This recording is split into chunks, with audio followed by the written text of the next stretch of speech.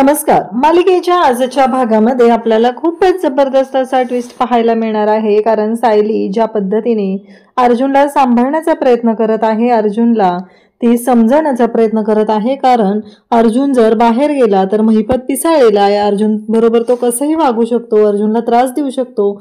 या सगळ्या गोष्टींची काळजी सायलीला वाटत असते, म्हणून सायली वेगवेगळे उपाय करत असते. तर त्यातला एक उपाय सायलीनं केलेला आहे. अर्जुन ऐकायलाच तयार नसतो. सायलीनं नाश्ता करण्यासाठी अर्जुनला खाली यायला परमिशन दिलेली असते, पण अर्जुन ऑफिसला जायसाठी तयार झालेला असतो. आणि मग सायली तर काय पदराला बांधून ठेवते अर्जुनला, म्हणजे त्याला सांगते की नाही, अजिबात जायचं नाही कुठं, असं तिनं सांगितलेलं असतं. तेव्हा मात्र अर्जुन ऐकायला तयार नसतो. शेवटी अर्जुन म्हणतो की मला ना वॉशरूमला जायचंय, प्लीज प्लीज प्लीज मला वॉशरूमला जायचंय असं म्हणत असतो. आणि मग सायली म्हणते ठीक आहे, आणि मग तेवढ्या वेळ तरी मला सोड असं अर्जुनचं म्हणणं असतं. सायली म्हणते ठीक आहे, मी इथेच बाथरूमच्या बाहेरच थांबणार आहे. सायली बाथरूमच्या बाहेर थांबते, पण चैतन्य ऑलरेडी खाली येऊन थांबलेला असतो. आणि चैतन्य मग सायलीला कॉल करतो आणि सायली फोन बघायला बाजूला येते. आणि जेव्हा सायली फोन पाहत असते तोपर्यंत अर्जुन तिथून पळालेला असतो. तेव्हा सायली म्हणते हे काय चाललंय यांचं, हे असं का केलं यांनी, मला अजिबात नाही आवडलेलं, असं का करतायत हे, असं सगळं सायलीच्या डोक्यात सुरू असतं. तेव्हा पूर्णाजी म्हणते अगं पण असं करतं का कोणी, बांधून ठेवायचं असतं का. तेव्हा सायली म्हणते आता मगाशी तर तुम्ही माझ्या बाजूने बोलत होता. त्यावर पूर्णाजी सायलीला म्हणते की हो, आता नातवाच्या बाजूने बोलते. म्हणजे पूर्णाजी ठाम असते तिच्या निर्णयावरती. इकडे सायली मात्र कन्फ्यूज होते. सायलीला कळायचं बंद होतं हे सगळं काय आहे, असा प्रश्न सायलीला पडलेला असतो. तर आजच्या भागाच्या रिव्ह्यूला आपण सुरुवात करूया. अर्जुन सायलीची मस्त कॉमेडी, पूर्णाजीने घेतलेला निर्णय, सायलीकडे दिलेले अधिकार, सायलीची मागितलेली माफी, अशा बऱ्याच गोष्टींचा उलगडा होणार आहे. आणि त्यासाठी हा व्हिडिओ शेवटपर्यंत पहा. त्याचबरोबर चॅनलवरती नवीन असाल तर चॅनलला सबस्क्राईब करा, व्हिडिओला लाईक करा. तर इकडे कल्पना मात्र खूप कासावीस होत असते, तिला त्रास होत असतो. ती म्हणत असते की माझ्याकडून चुकलंय पूर्णाई माझ्याकडून चुकलंय, मी असं नको होतं करायला. आणि तिला मात्र खूप त्रास होत असतो. त्याचबरोबर इकडे पाहायला मिळतं ते म्हणजे ती म्हणत असते की नाही, मी गुन्हेगाराला पाठीशी घातलंय, तरी मला हे कायमस्वरूपी म्हणायचे की तू तन्वीला कल्पना झुकतं माप देतेस, तू झुकतं माप देते, असं नको करू, तुला माहिती आहे ना तन्वी कशी आहे. तरीही मी यांचं ऐकलं नाही, मी फक्त तिचाच विचार करत होते, तिच्यासाठी सगळं करण्याची माझी तयारी होती. हे सगळं बोलणं चाललेलं असतं. त्यासोबतच कल्पना म्हणते की नाही पूर्णाई, मी ही गोष्ट स्वीकारू शकत नाही. आणि असं म्हणत इकडे कल्पनाने एक काम केलेलं आहे, आणि ते म्हणजे तिच्या हातातल्या ज्या चाव्या आहेत, म्हणजे कल्पनाकडे पूर्णाजीने दिलेली जी जबाबदारी आहे, त्या चाव्या आहेत, त्या सगळ्या चाव्या ती पूर्णाजीला माघारी देते.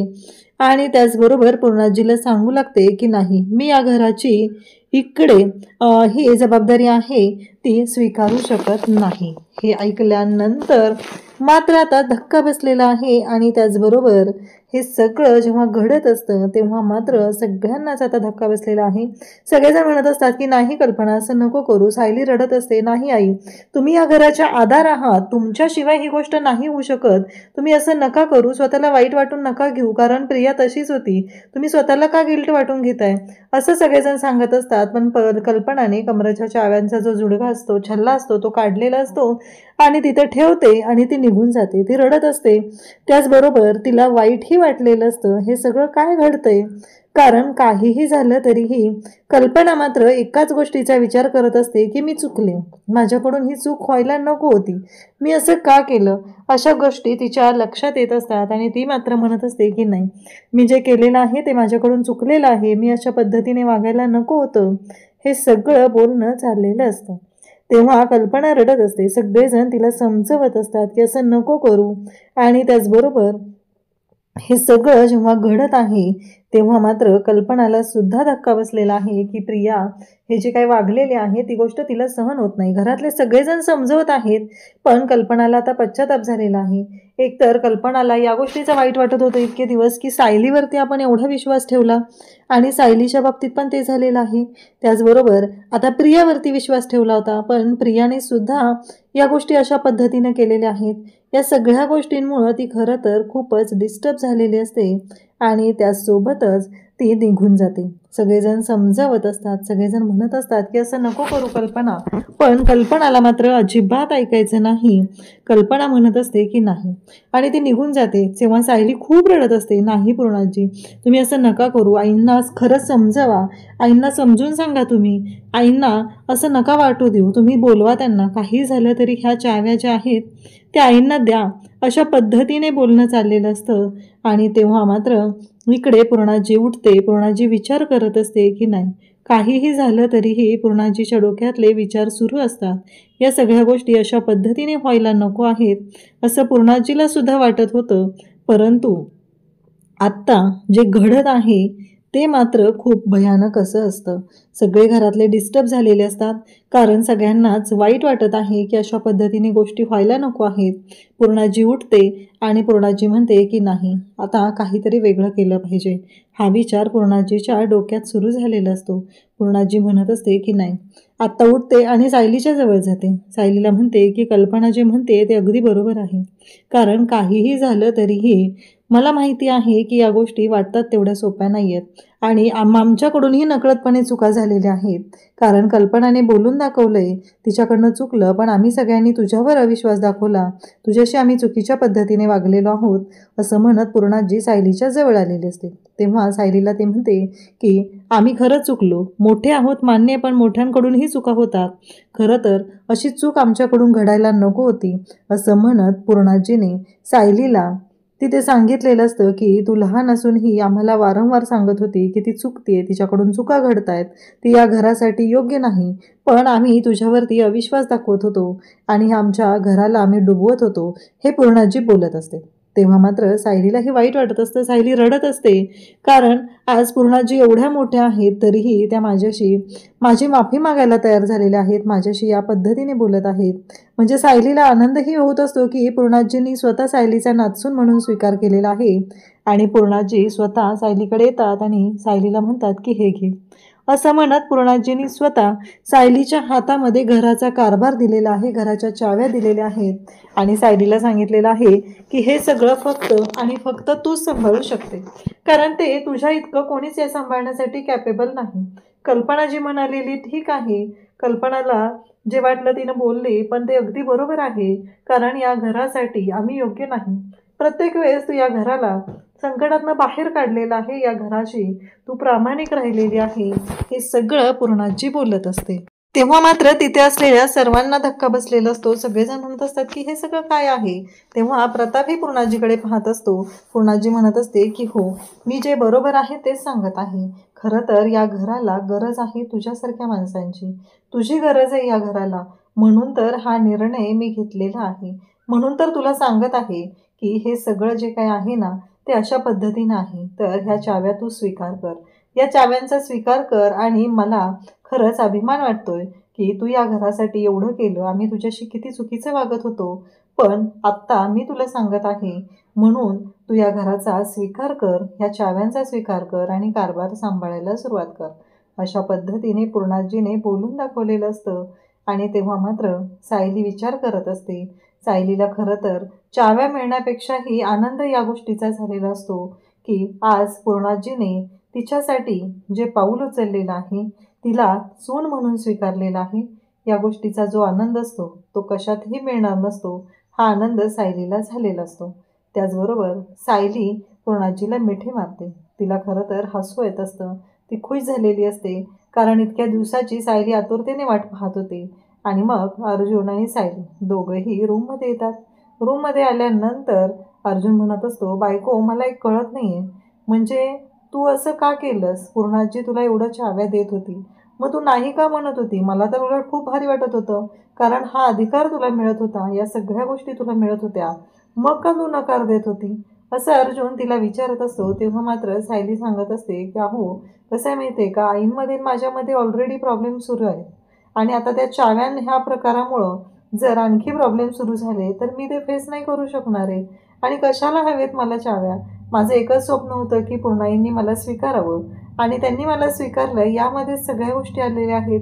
त्यामुळं काहीही झालं तरीही मला कोणत्याही चाव्यांची वगैरे गरज नाही, हे सगळं सायलीने सांगितलेलं असतं. तेव्हा अर्जुन सायलीकडे पाहत असतो, पण अर्जुन म्हणत असतो की ती जबाबदारी पण आहेच, पण त्याबरोबर तुझ्यावर दाखवलेला विश्वासही आहे असं अर्जुन सायलीला समजवत आहे. तेव्हा मात्र सायली म्हणते की हो.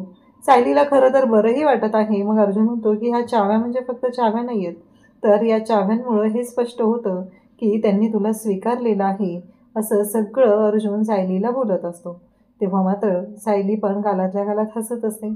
खरं तर घरातलं वातावरण एवढं दुःखाचं आहे आणि अशा प्रसंगीसुद्धा पूर्णाजीने सगळी जबाबदारी सायलीच्या हातात देऊन खूप मोठं पुण्याचं काम केलेलं आहे.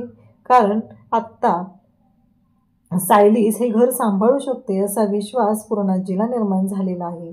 त्यानंतर अर्जुन सायलीला घेऊन अर्षाच्या पुढे जातो आणि अर्षाच्या पुढे उभा राहतो आणि तिच्याशी बोलू लागतो. इकडे महिपतचा आता कांड सुरू झालेला आहे. महिपत आहे तो थोडा वेगळ्या पद्धतीने वागत आहे. महिपतने एकच ठरवलेलं आहे की जे जे अर्जुननं प्यादं वापरलेलं आहे त्या प्रत्येक प्याद्याला संपवायचं. त्या प्याद्याला संपवून मगच मजा करायची आहे आणि मगच मी माझ्या मुलीला या सगळ्यातून सोडवू शकतो असा महिपतचा गोड गैरसमज झालेला आहे.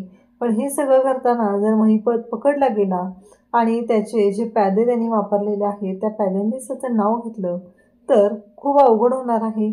परंतु महिपतला सध्या ती गोष्ट काहीच वाटत नाही आहे. महिपतला असं वाटत आहे की ठीक आहे ना, मग त्यांची ती बघून घेतील असं महिपतचं असतं. पण महिपतने आता त्या गुंडांना पकडून आणलेलं आहे. मग ज्या गुंडाने म्हणजे जो राजेंद्र असतो त्यांनी कोर्टामध्ये साक्ष दिलेली असते की ते पैसे विलासच्या अकाउंटला मी टाकत होतो आणि ते महिपत शेठचे पैसे आहेत असं तो बोललेला नसतो, पण त्याने सांगितलेलं असतं की तो महिपतकडे काम करतोय. तेव्हा मात्र महिपत आता तिथे म्हणत असतो की सोला, याची चांबडी सोला, कारण याने जाऊन कोर्टामध्ये सांगितलं विलासच्या अकाउंटला पैसे कोणी भरले तर मी भरले, हे सगळं याच्यामुळे झालेलं आहे. तेव्हा दुसरा एक जण म्हणतो की प्लीज असं नका ना करू, कारण त्याच्या वतीनं मी माफी मागतो, आपला माणूस आहे, सोडून देऊया त्याला. तेव्हा महिपत म्हणतो की नाही, अजिबात नाही. असं म्हणत महिपत चिडलेला असतो आणि म्हणतो तू माफी मागतोस ना. गोळी घेतो आणि तो त्याला झाडतो. इकडे सायली आणि अर्जुन, सायलीने त्या चाव्या अर्जुनने त्या चाव्या ज्या आहेत त्या सायलीच्या पदराच्या टोकाला बांधलेल्या असतात आणि सांगितलेलं असतं की लवकरच आता मम्मासुद्धा तुला ॲक्सेप्ट करेल आणि सगळ्या गोष्टी तुझ्या म्हणण्याप्रमाणे घडतील असा विश्वास अर्जुनने सायलीला दिलेला असतो. सायली म्हणत असते की आता मला या घराची जबाबदारी सांभाळायची, हे सगळं मला सांभाळायचं आहे, कारण काहीही असलं तरीही आता पूर्णाईंनी माझ्यावर जो विश्वास दाखवलेला आहे तो मला सार्थ करायचा आहे, एवढं अर्जुनच्या इकडे सायलीच्या डोक्यात सुरू असतं. अर्जुन म्हणत असतो की मला खात्री आहे पूर्णाजीने दाखवलेला विश्वास नक्कीच तू सार्थकी लावणार आहे, पूर्णाजीचा गैरसमज होऊ देणार नाही हे मला माहिती आहे. मग आरशात उभा राहून अर्जुन सायलीच्या पाठी उभा असतो आणि सायलीकडे पाहत असतो. सायलीला म्हणत असतो बघितलं ना, मी सांगतोय ना तुला, असं म्हणत सायलीची तो समजूतसुद्धा घालत असतो. त्यासोबतच अर्जुन सायलीकडे पाहत असतो. दोघंही खुश झालेले असतात. सायलीला हा आनंदाचा जो धक्का आहे तो खरं तर अजिबात पचवता आलेला नसतो, परंतु अर्जुन हा सायलीसोबत अगदी खंबीरपणे उभा असतो. इकडे आता त्या गुंडाला महिपतने गोळी झाडलेली असते, कारण तो त्या राजेंद्राची बाजू घेत असतो. तेव्हा महिपत म्हणतो अजून कोणाला सांगायचंय, अजून कोण त्याची बाजू घेणार आहे बोला, त्याचा नंबर इकडं आहे, डायरेक्ट ढगात, आता त्याला सुद्धा मी ढगात पाठवणार आहे. असं म्हणत आता तिथे कोणीहीच मध्ये येत नाही. महिपत बंदूक रोखून असतो. महिपतने एकच ठरवलेलं असतं की काहीही झालं तरीही आत्ता याला संपवायचं. मग बाकीच्यांना तो म्हणतो तुम्ही सांगितलेलं काम करणार आहेत का नाहीत, नाहीतर या तुमचा पण नंबर लावतो. बिचारे ते स्वतःचा जीव वाचवण्यासाठी एका व्यक्तीला मारायला सांगितलं जाते तरीही ते मारत असतात, कारण महिपतने सांगितलेलं आहे की चांगली चांबडी सोलायची आहे आणि मगच त्याला काय करायचं ते पुढचं सांगतो. अशा पद्धतीच्या महिपतच्या इन्स्ट्रक्शन आलेले असतात आणि त्यामुळं इकडे सगळेजण त्यांचं काम करत असतात. त्यासोबतच इकडे पाहायला मिळतं ते म्हणजे अर्जुन अजून उठलेला नसतो. सायली आवरून आलेली असते. अर्जुन मात्र विचार करत असतो आणि तसाच झोपी गेलेला असतो. सायली म्हणते की नाही, मला ना काहीतरी केलं पाहिजे यांच्यासाठी, कारण हे असे डिस्टर्ब राहिलेले मला नाही चालणार, असं सायली बोलत असते. मग अर्जुनच्या जवळ येते आणि म्हणते की खरंच तेव्हा तुम्ही एक प्रामाणिक वकील आहात, त्याचबरोबर तुम्ही ही केस जिंकू शकता. इथंपासून जो केलेला प्रवास सुरू केलेला होता आपण, तो आज तुमच्या मनात आणि माझ्या मनात एकमेकांबद्दलची जागा, प्रेम जागा आहे. त्यामध्ये निर्माण झालेला आहे. आणि कोण म्हणतं की हे असू शकत नाही, पण आहे. खरंच आपल्या दोघांमध्ये जे प्रेमाचं नातं फुललेलं आहे ते खरंच पाहण्यासारखं आहे, असं सायली अर्जुनला सांगत असते. त्यासोबतच सायली म्हणते पण, आणि तो कपाटातला तिला जो मिळालेला कागद असतो तो कागद सायली पाहते आणि म्हणू लागते की नाही, खरं तर माझं चुकलेलं आहे, मी अशा पद्धतीने नको होतं वागायला, असं सायलीचं चाललेलं असतं. आणि मग यांनी आता महिपतचा रोष उडवून घेतलाय. यांनी ही केस तर जिंकलेली आहे, पण या केसमध्ये जर काही कॉम्प्लिकेशन झाले तर काय होणार आहे, असे प्रश्न पडलेले असतात.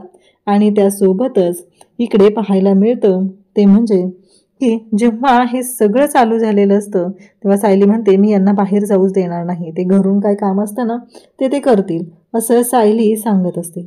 तेव्हा मात्र इकडे पाहायला मिळतं की आता महिपतने वकिलांना बोलवलेलं असतं आणि सांगितलेलं असतं की ही केस लढायची आहे, म्हणजेच वात्सल्य आश्रम केस जी आहे ती लढायची आहे असं सांगितलेलं असतं. तेव्हा ते जे लोक आहेत ते तिथं आलेले असतात, ते वकील तिथं आलेले असतात, महिपतकडे पाहत असतात. महिपत मात्र त्यांच्याशी ज्या पद्धतीने वागत असतो, महिपतने एक पैशांची बॅग तिथं ओपन केलेली असते आणि सांगितलेलं असतं की कोण घेणार, तुम्ही 3 जण आहात आणि बॅग एक आहे, जो कोणी ही केस माझी स्वीकारेल त्याला ती मिळणार आहे, ही पहिली बॅग आहे. त्यानंतर जेव्हा कोर्टामध्ये मी अपील करेल, म्हणजे तुमच्याकडून पुढच्या हायकोर्टामध्ये अपील होईल, तेव्हा तुम्हाला त्याच्यानंतरची बॅग मिळणार आहे. तेव्हा मात्र आता हे सगळेजण म्हणू लागतात पण महिपत शेठ एक प्रॉब्लेम होतोय. तेव्हा महिपत म्हणतो म्हणजे, तेव्हा ते म्हणतात की हायकोर्टात अपील करणं अवघड जाते. इकडे अर्जुन उठतो आणि पाहतो तर काय, त्याला धक्का बसलेला असतो. अर्जुन म्हणत असतो की नाही, हे सगळं काहीतरी वेगळं चाललंय, मला उठायला एवढा वेळ कसं काय झालाय. अर्जुन उठतो, आवरायला घेतो आणि तो विचार करू लागतो. तो म्हणत असतो की नाही, काहीतरी वेगळं घडतंय, कारण एवढा वेळ मी झोपून कसा राहिलोय, हा प्रश्न अर्जुनला पडलेला असतो. इकडे सायली तयारी करत असते, प्रताप जिना उतरून येत असतो आणि अर्जुन दरवाजा वाजवत असतो. अर्जुन म्हणतो असतो की प्लीज कोणीतरी या, मला यातून बाहेर काढा, असं अर्जुनचं चाललेलं असतं. परंतु इकडे प्रताप म्हणतो की कडी कोणी लावली अर्जुनच्या रूमला. तेव्हा सायली म्हणते थांबा बाबा मी जाते, असं म्हणत सायली वरती जात असते. तेव्हा प्रताप म्हणतो अगं पण कडी. तेव्हा सायली म्हणते हां मी पाहते काय झालंय, ते चुकून लागलेली असेल, असं ती प्रतापला सांगत असते. तेव्हा प्रताप म्हणत असतो हो का, बरं ठीक आहे, मग पाहून घे काय झालंय ते. सायली म्हणते की हो. आणि सायली आता वरच्या रूममध्ये जाते अर्जुनकडे आणि अर्जुनकडे गेल्यानंतर त्याच्याशी बोलू लागते. इकडे प्रताप मात्र एका वेगळ्या पद्धतीने काम करत असतो. त्या लोकांना तो बोलत असतो की तुम्हाला हे करावंच लागणार आहे, जर जर तुम्ही हे करू शकला नाहीत तर मग तुम्हाला माहिती आहे काय होऊ शकतं, यातली बॅग तुम्हाला उचलावीच लागणार आहे, असं महिपतचं बोलणं चालू असतं. तेव्हा मात्र ते म्हणत असतात पण त्या अर्जुन सुभेदारने ही केस ज्या पद्धतीने हँडल केली आहे ना, सगळीकडे तीच चर्चा सुरू आहे, त्यामुळं आम्हाला थोडंसं अवघड जाते. तेव्हा महिपत म्हणत असतो काय अवघड जाते तुम्हाला, कसं शक्य अवघड जाणं, कारण तुम्ही विचार करा ना, आणि ज्याला पैशात लोळायचं आहे आयुष्यभर त्याने ही केस लढावी आणि जिंकावी, त्याचं मी सोनं करेल. तेव्हा मात्र ते सगळेजण घामाघूम झालेले असतात, कारण महिपत एवढं सगळं बोलत असला तरीही महिपतच्या मनात काहीतरी डाव आहे, ही गोष्ट लक्षात का येत नव्हते.